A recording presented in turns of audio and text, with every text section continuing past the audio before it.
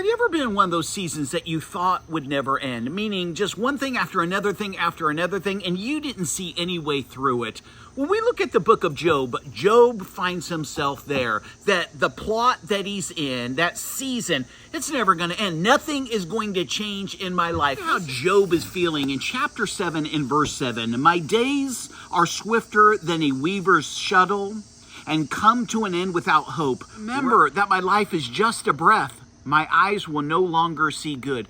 We can all get in these states where we can't see around the bend, over the hill, and it looks like nothing's ever going to change. My lot in life is this mess, and we get very, very defeated. Job was convinced that nothing was going to change in his life. He could not see the light of day. He could not see anything that resembled hope, okay? A do-over, a second chance, okay? Something, the page is going to turn.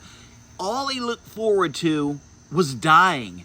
And that's not a good place to be on any front. He says, my eyes, they're never going to see good again. Meaning everything that I've experienced, that's the best in life. It's not going to get better than that. And is that true? That's not true. You and I, we can read the book of Job and we understand that God makes all the wrongs right.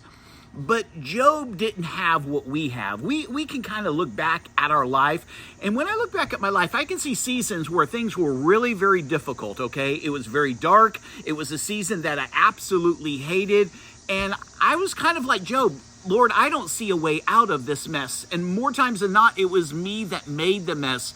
And yet I have to realize, okay, that God is a progressive God. He's always moving me forward. He's using my life, those decisions, the seasons to teach me, mold me, sand me, sift me, prune me, make me into a stronger man, a better man. And when I get out of this, and you will get out of this, guess what? You're going to be the better off for it because you've learned from the things that you've suffered. That's the word of God. In Job 42, everything turns around for Job. Job's life is not only restored, but he's doubled up. And a lot of you were thinking, well, that's not really worth it. Well, he was the richest person on the face of the planet at the time. So God not only healed him, doubled him up, gave him more children, okay? Restored what the locusts have eaten and what Satan stole from him.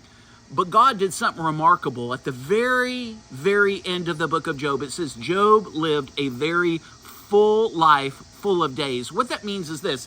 In Job's heart, he felt like God had made it up for the things that God had made him to suffer. Job decided, no one told him to say that, okay? Job decided, you know what, Lord? That was a terrible ordeal that I had to go through. That was a dark season. I hated it.